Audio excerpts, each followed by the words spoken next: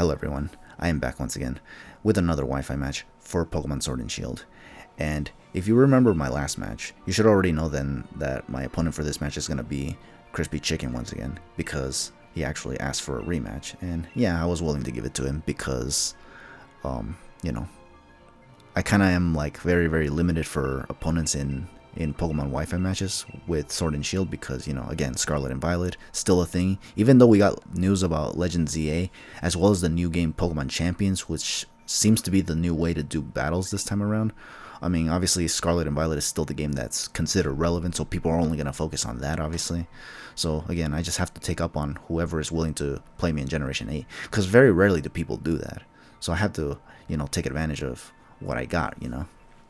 But anyways, so yeah, my opponent here is gonna have a very scary team this time around. I also switched up my team as well and wanted to give this team, I think you guys have seen this team already. It's one that I used, you know, before I believe the release of Scarlet and Violet, and this team was actually doing pretty bad despite it looking like a team that could actually put in work. So I wanted to give this team a shot again so I can see if I can maybe put some work this time, honestly. I was able to beat my opponent last time, albeit very narrowly. So I wanted to see if maybe this team can actually put in the work against him. However, the team that he has is like, you know, like I said before, it's scary because he has a Sand Core. He has Zapdos, which is known to be not only powerful but also bulky. Even when bulky, it's still pretty powerful too, so, you know, it's a threat. Tapu Lele, Generation 7 threat, where, you know, it can be scarfed and then it can set up psychic terrain and then hit everything on my team really hard with the move Psychic. And then there's Urshifu, which is a mon that I haven't actually fought since the draft league, the pack league. So I was just like, yeah, I kind of don't remember what to expect from this thing anymore. And on top of that, he also has Ferrothorn, which is a pretty bulky wall. I think it's funny that we're kind of exchanging Pokemon here. Like, now I have the Garchomp and now he has the Ferrothorn, and we both have the Tapu Lilies. That's actually hilarious now that I look at it. But yeah, anyways, so here we are now, and he's actually going to lead off with the Tapu Lele. So yeah, and I lead off with Corviknight, so this could be a bad lead, depending on what moveset this Tapu Lele has. Most Tapu Lele's, at least in Generation 7, usually packed Thunderbolt for all kinds of things, honestly. So I was kind of afraid that my opponent would have that on the Tapu Lele. So because of that, I was debating as to whether or not I just wanted to do the hard switch into Rotom, or should I just wing it and go for the Iron Head, hoping that I could take a Thunderbolt. Thankfully for me, he's actually not going to try to go for Thunderbolt, if he has it, that is. He's going to just switch into Zapdos, which is unfortunately kind of a bad switch in, so maybe it's not all that good that he switches it out, especially if he was just going to switch it into this. I think the right play here would probably have been to go for the U-turn, but I kind of wanted to get this thing out of the way as soon as possible, so I felt like Iron Hit was probably in my interest. So, yeah. Obviously here, this was like probably a play that I could have made, but again, I just didn't want to go too crazy. I didn't want to like try to get all savvy with it, at least not yet. So here I had to hard switch into the Rotom Heat, which is probably the only thing that can take the Zapdos very well, as well as Garchomp, unless this thing has like a move that can hit Garchomp, you know. So unfortunately for me, he's actually going to go for the Volt Switch, so he knew that I was going to switch out because Corviknight definitely didn't want to stay in on that. He's going to go into the Urshifu now, and here's where, again, this is where I kind of got nervous in the match because I actually don't remember what I could have actually done to this Urshifu, and I didn't remember what its potential was. I knew it was a pretty busted mon. In fact, I think the people that used Corviknight or Urshifu, I think I remember having either close matches with, or I just ended up getting destroyed by them altogether. So yeah, this thing was scary. I didn't know what it could do, so I just hard switched it out, expecting like maybe a water type move. Because I still didn't even know which form this thing was yet. Like, I didn't know if it was the fighting and dark type variant or the water and fighting type variant, which turns out to be the case here. As you saw, it goes for the water type move, Surging Strikes. But yeah, it's because what happens is that I actually don't remember, like, I couldn't tell from the looks. Because I don't remember like, I know they have slight differences, but like the color palette looks very similar still. So I couldn't really tell which one was which. And not to mention, I just haven't seen these things for a while. I think I only saw them in the draft league, so Yeah, I was just all sorts of confused here. I ended up switching in the Tapu Lily here, and yeah, this Surging Strikes did a lot of damage because Surging Strikes is a multi-hit move that crits every time it hits, you know? So that pretty much screams broken at this point. Because literally a lot of my team can actually get destroyed by this move alone, it seems. Especially if Tapu Lily was barely able to survive it. Here I went for the Moonblast. I wanted to go for the Shadow Ball as a neutral play, but what happens was that I kind of didn't feel like I was in condition to just kind of overpredict right now. So I just ended up going for the Moonblast, and unfortunately he does have a switch in for this as well, and that would be the Ferrothorn, obviously. So yeah, again, looking pretty bad for me, because my opponent just has a lot of good stuff on his team right now. I don't feel safe, because my team, while it does have its own hard hitters, it's not exactly the most bulky. And a lot of what he has is bulky and can hit really, really hard. So I'm kind of at a disadvantage to an extent. I try to hard switch in Conkeldurr right here so that I can get some damage with the Drain Punch. But he's going to actually double on me here for some reason. And go back into Urshifu. I don't know what he was expecting, but he ended up switching out again. I'm just going to go for the Drain Punch here just to see how much I can do to this Urshifu should he stay in. Because he could also just be that guy and switch into Zapdos, which would be pretty bad for me. Here, I was hoping that the Drain Punch can do a decent amount of damage, hopefully to a KO it, because Conkeldurr is relatively powerful. It's got like a 140 base attack. So even though Drain Punch is not the most powerful of fighting type moves, I'm hoping that it can at least be powerful enough with the stab to at least 2-hit KO this Urshifu. He's going to go for the Surging Strikes again, so he does end up staying. And annoyingly enough, this Surging Strikes is basically a 2-hit KO basically. And I do get the Drain Punch off. Unfortunately for me, and this is what actually got me not only to panic, but also get angry as well. Because I was like, what the hell? How does this thing do that much with Surging Strikes? And when I go for Drain Punch, it barely does half. It doesn't even do half. That's the thing. Okay, so my Conkeldurr is definitely not the Iron Fist variant. It's actually the Guts variant with Assault Vest, hilariously enough. I think this was a Conkeldurr that was kind of meant to be gimmicky in the chance that, or it was in the sense that, like, that it relies on getting status, which has been happening every time I use this team. But the problem is that I didn't get to use much of it at times. But here, there was just no need for the statuses to, you know, like I didn't have to worry about status whatsoever. But I was kind of, you know, thinking that maybe at some point I would, or maybe I will again, you know, because it happens once, it happens twice, so I'm thinking, could it happen once again? But, you know, this time it didn't happen, so yeah. I had to switch out and sack Tapu Lily because I did not want my Conkeldurr to go down. The Conkeldurr is actually pretty good against a decent amount of his team because, once again, he has more than one Steel type on his team. That being the Excadrill and the Ferrothorn. No, and if I match up well with the Ferrothorn, I can probably salvage some of my HP by, you know, getting a Drain Punch off on that. So, yeah. Here, I was looking at my team, and I was actually trying to decide what I want to send in. I decided to go into Garchomp. And here, I do a risky play here. I'm hoping this thing isn't like Choice Scarf and can 2-hit KO me with the Surging Strikes. And that being the case, because I wanted to believe that I was actually faster than this thing. And I just wanted to go for the Swords Dance right here. I was thinking about it because here's the thing. If I go for the Swords Dance and he just straight up attacks me and is Scarfed, then I just basically did absolutely nothing. And that's kind of what I don't want. I don't want to set up a Swords Dance and then get destroyed for it, honestly.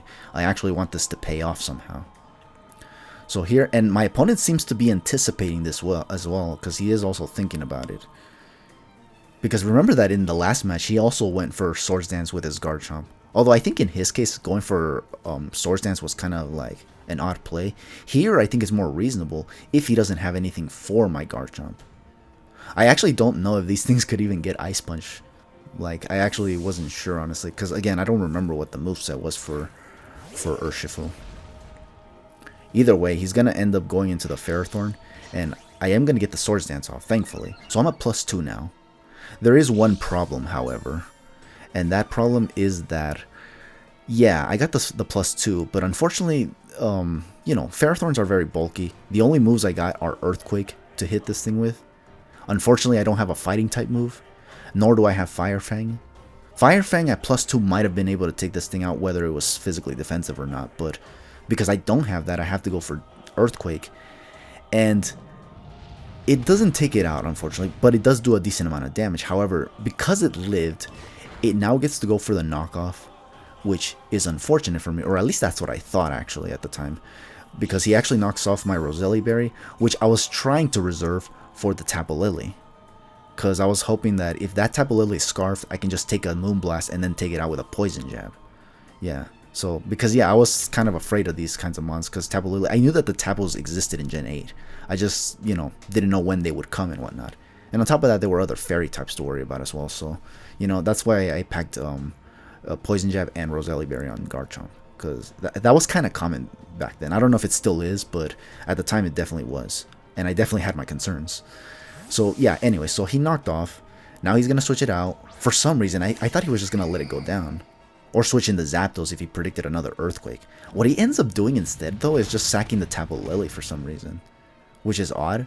I guess this confirms that this isn't a Scarf Tapu Lily and maybe a Choice Spec set, but even then, I think it wouldn't have been unreasonable to go for the Zapdos switch-in.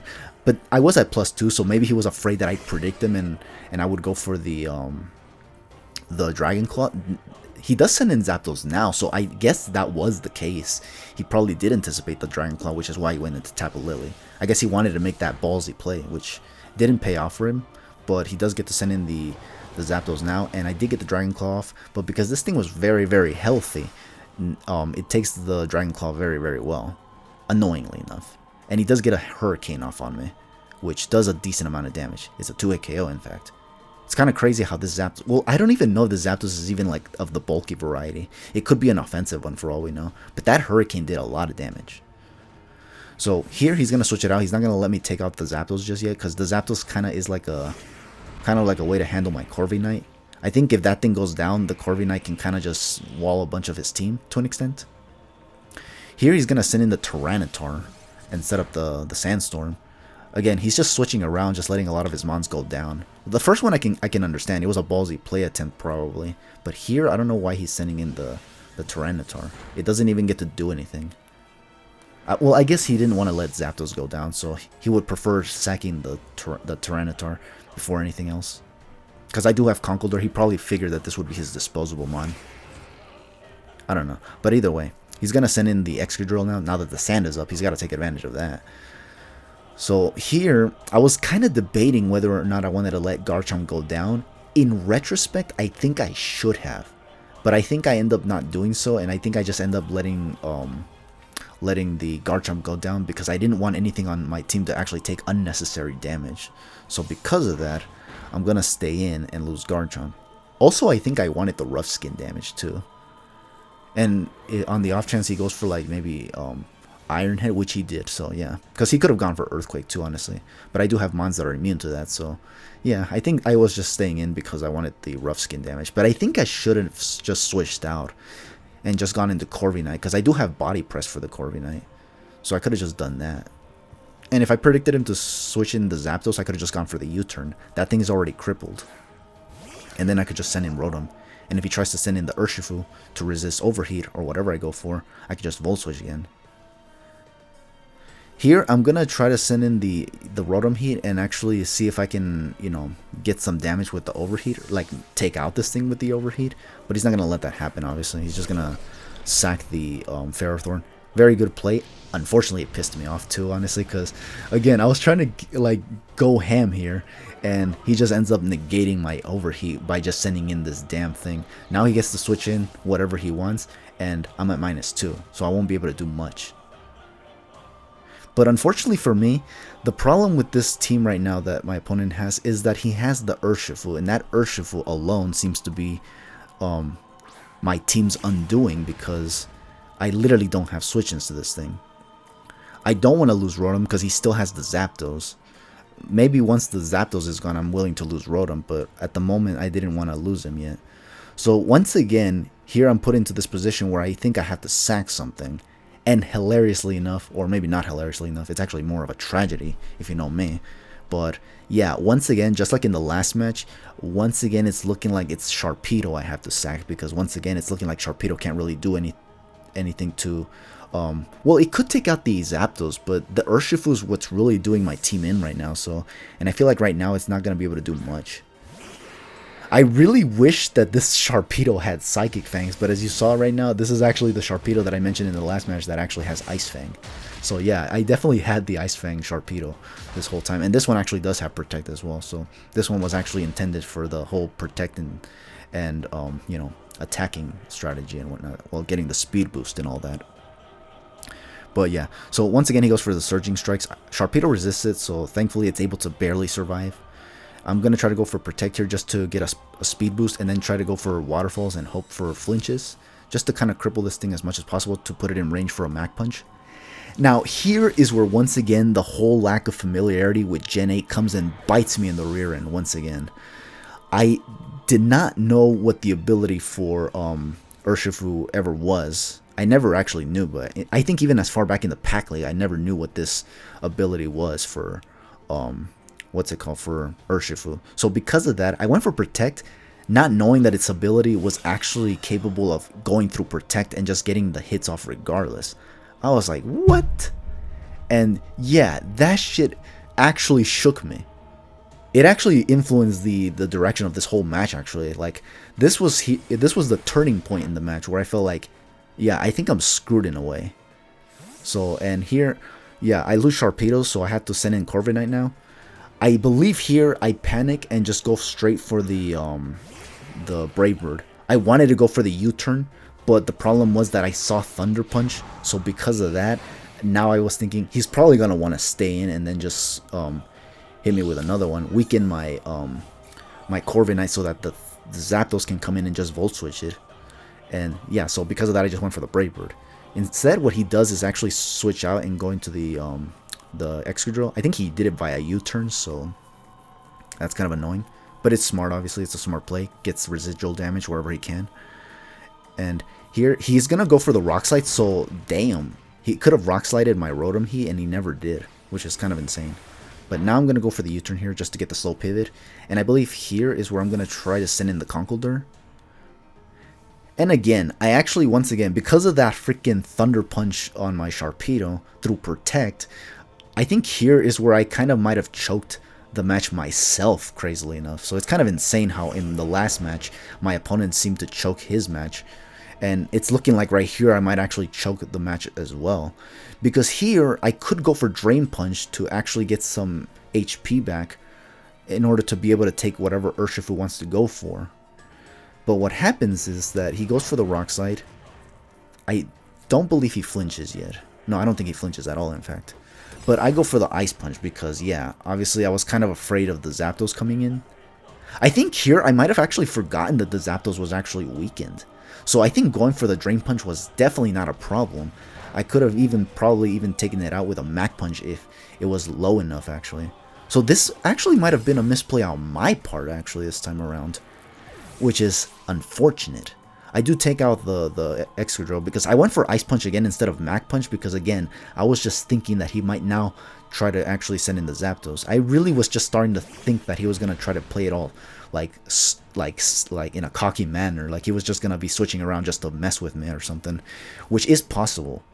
In fact, given how he wanted the rematch, he did seem like he would do something like that, but he just never ended up doing so. Now here he's going to go into the Urshifu once again, and all I can do is just go for the Mach Punch because, yeah, again, I didn't go for the Drain Punch on the Excadrill, so I didn't get any HP back, so literally anything that this thing goes for is going to take out my Conkeldurr, unfortunately. And now I'm only down to Rotom and Corviknight. Now here's another moment where I think I could have made a good play, and it could have probably won me the match, probably. I'm not really sure though, because at the end of the day, what follows here is just a sequence of a bunch of 50-50s, and it starts right here, in fact. So right here, I actually wanted to go for the U-turn because he still had the Zapdos, and the Zapdos can definitely just do me in, even though it's low in HP, because again, Corviknight doesn't have anything for Zapdos.